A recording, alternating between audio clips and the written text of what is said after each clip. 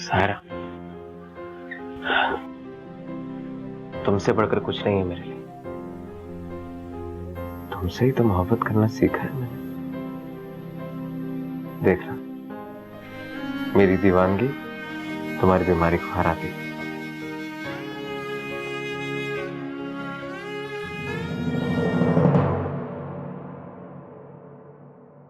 एक मरती हुई लड़की से इतनी मोहब्बत,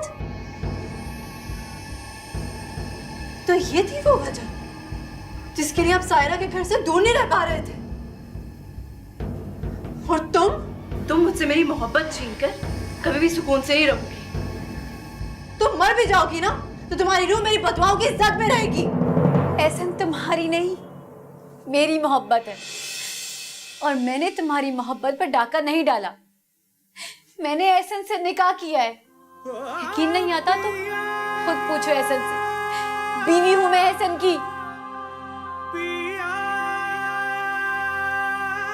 तुमने सुना इसने क्या कहा?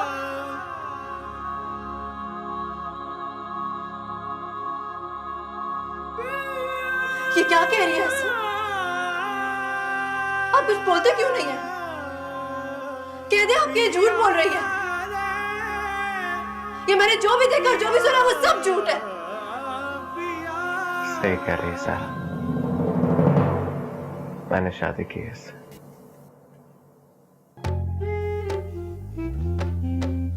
आपने मुझे इतना बड़ा धोखा दिया। आप तो कहते थे कि आपको सिर्फ सायरा से हमदर्दी है, लेकिन आप तो इसकी मोहब्बत में मरे जा रहे हैं।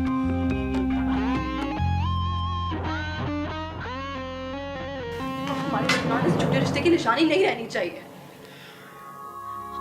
आप तो मर्द हैं। आपके अंदर इतना हौसला होना चाहिए था कि आप मुझसे इनकार कर देते।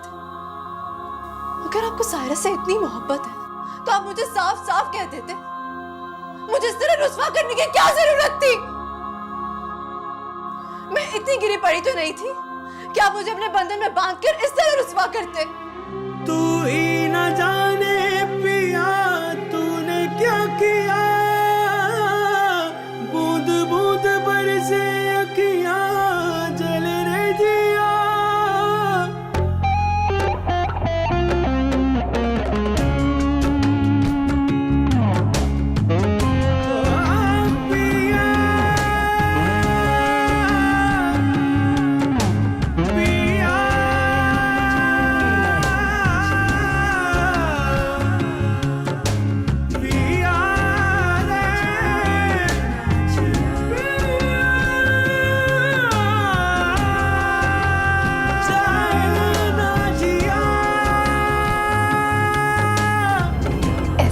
मुझे भी धोखा दिया और इरम को भी।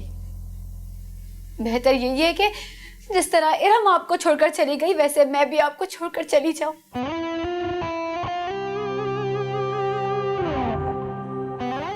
प्लीज सारा, मैंने इरम के सामने भी तुम्हारी मोहब्बत का एतराफ किया, तुम्हें अपनी बीवी तस्लीम किया। तुम्हें तो कोई धोखा नहीं दिया ना मैंने। और अब तो उसके और मेरे दरमियान आखिरी ताल्लुक भी खत्म हो गया। ये ताल्लुक उसने तोड़ा है, आपने नहीं।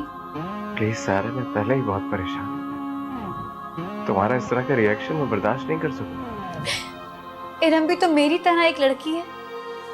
जिस तरह मेरे सर पर आसमान गिराया था, इसी तरह इरम पर भी बिजलियां गिराई हैं। एहसन, आप तो माफी के भी काबिल नहीं हैं। आप मेरी फिक्र छोड़े। मुझे मनाकर आपको क्या मिलेगा? तो वैसे भी चंद दिनों की मेहमान। इरम को जाकर मनाए, कम से कम इरम को तो खुशियां लौटा सकते हैं।